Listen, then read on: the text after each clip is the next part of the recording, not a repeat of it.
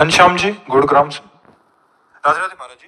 महाराज जी, शरणागति के लिए उच्चतम कोटि की अनन्यता आवश्यक बताई जाती है, जैसे कि रसना कटो जो अन्न रटो निरखी अन्न फुटो नयन।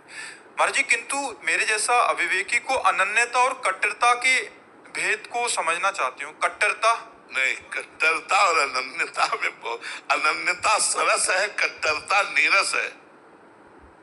जो कट्टरता की नीरसता है वो क्रोध लाएगी, जो अनन्यता की सरसता है वो दया लाएगी। करत जी अनुशहन निंदक तीनों पे अनुग्रह, भगवान तुम्हारा मंगल करे, भगवान तुम्हें सद्बुद्धि प्रदान करे, भगवान तुम्हें स्वस्थ रखे। ऐसी जो कुबुद्धि आई है भगवान कृपा करके आपकी कुबुद्धि का त्याग करवा दे। ये अनन्यता में होगी। कट्टरता में क्रोध आएगा और अनन्यता में दया आएगी, करुणा आएगी। अनन्यता और कट्टरता में बहुत अंतर है। कट्टरवादी नहीं, अनन्य बनो, अपने इष्ट के अनन्य बनो। अगर आप दूसरे को देखकर, किसी वैष्णव को देखकर चलते हैं, दूसरे की निंदा करते हैं, तो आप अपने धर्म की कट्टरवादी हैं। अगर आप सबका सम्मान करते हैं, निंदा करने वाले के प्रति भी प्यार करते हैं, तो आप अनन्य हैं।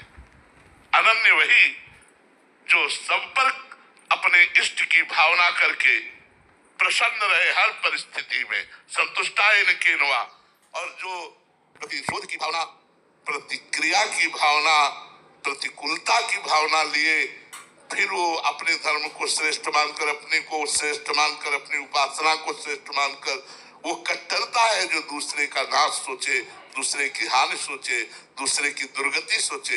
अनन्यता में ऐसा नहीं। अनन्यता सरस, कट्टरता नीरस। कट्टरता में क्रोध, अनन्यता में क्षमा।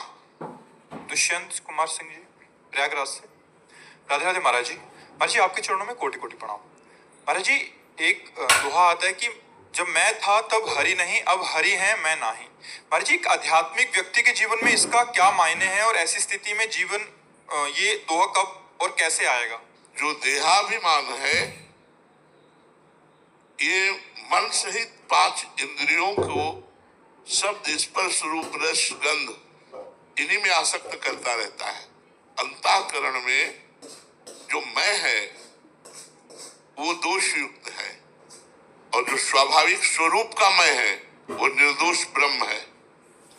जो स्वरूप का मैं है वो भगवदाकार है, ब्रह्माकार है। लेकिन जो अंतःकरण का मैं है वो देहाभिमान युक्त है। उसी में सारे के सारे दोष रहते हैं।